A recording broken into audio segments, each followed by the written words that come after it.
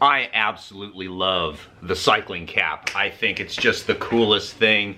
I know it's geeky, I know it's silly, it doesn't look like a real baseball hat in America, but it's just something, I don't know why, I just like this thing. And so I have a full collection of cycling caps. I have some that I collect, and I have some that I actually use. And a patient of mine in my practice brought me some because he knew I'm kind of into this. And I'm gonna show you today these really cool cycling caps. And I have at the end one that was signed by a certain someone that I actually remember. And why do we remember these things? But anyway, so he brought me these cycling caps. And if you wanna send me a gift, if there's something like a, you know, if you're a friend of mine and it's a birthday and you don't know what to get me a cool cycling cap. One from the 80s in particular I really like. And if you're from Europe and you're watching this and you like my channel and you want to either join Patreon or you want to send me money or send me some bike parts, I always need that. Actually just send me a cycling cap from your local area. Did the lights just turn off? Anyway.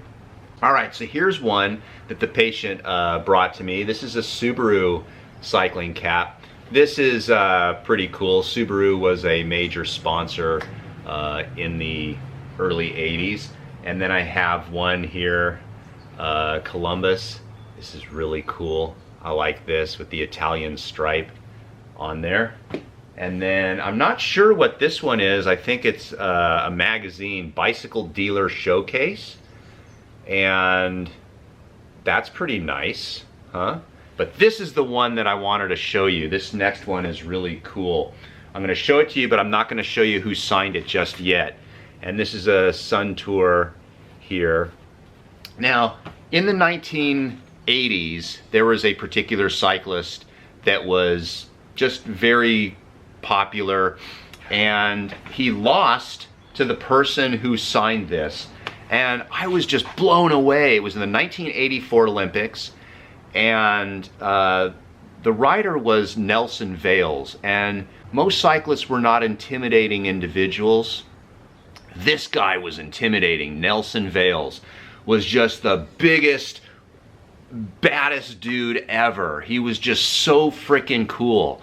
And he wore a skin suit that was just shiny and his muscles glistened in the sun. And there was just, it was almost like you just saw him and it was just like, thanks a lot, I give up. I'm not racing this guy. This guy was some scary looking dude. I mean, he was just intimidating on a bike, you know, this track cycling. And in 1984, I was like 14, 15 years old, and the LA Olympics was happening. And at the time I was racing bicycle motocross, but right next to the BMX track in Encino was the velodrome, the Encino Velodrome. And that was a training site of the 1968 Olympics or something like that.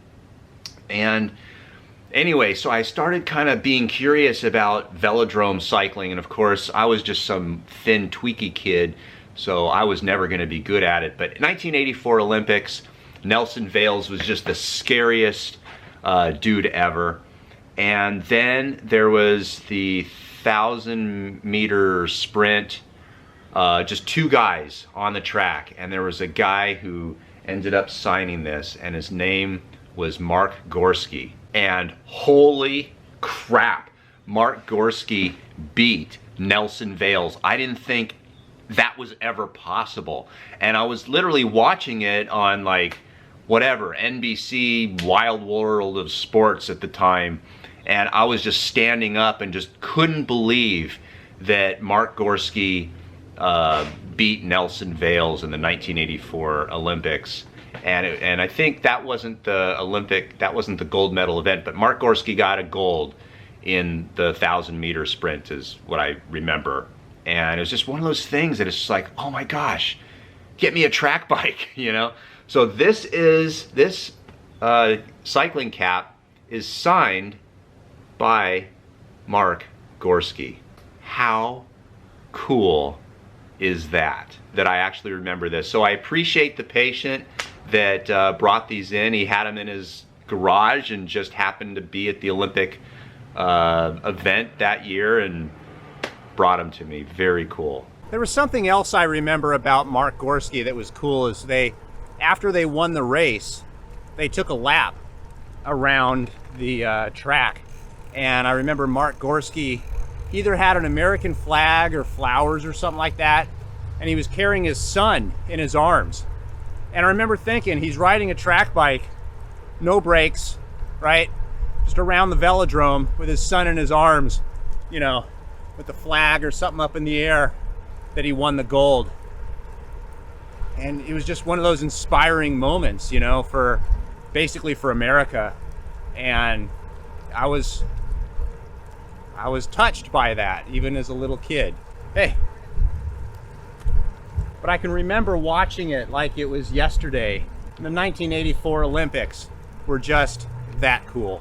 So yeah, so that's the story of my collection of cycling caps. I have them all in a box, and I need to put them up. I don't know whether I want to put them up in my office or just here in my garage. No one's gonna see it in my garage. If you have a suggestion, what should I do? I don't know, I'm probably gonna redecorate my office this year, and I'm thinking of just putting all the, you know, I don't know how many cycling caps I have just on my wall. So last thing, the sponsor of today's video is Magnesium Breakthrough. It's a great magnesium product. When we ride our bikes, this is the ad, by the way, if we ride our bikes, we sweat a lot, we lose sodium, we lose magnesium, we lose potassium, we lose calcium, and we need to replenish all these when we are done riding our bike. Otherwise, we just suffer ill health. Magnesium is probably the one that most people don't think about. Magnesium will help you sleep, it'll help your heart, it'll help your muscles. So look down below in the description if you want to see the magnesium supplement that I take. It is a great product because it has 7 different types of magnesium in it. There's 500 milligrams of magnesium, which, you know, if you look at the RDA and everything like that, it's just, we don't need that much. But as cyclists, we're burning through our electrolytes like nobody's business. So you may want to take a little bit more.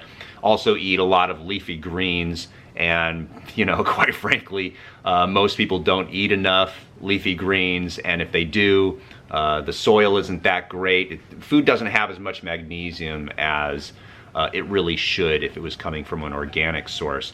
So you should really take a magnesium supplement, and I'll put a discount code in there if you want to try this magnesium supplement. So thanks for watching. Thumbs up, subscribe to the channel, hit that notification bell. See you on the next video.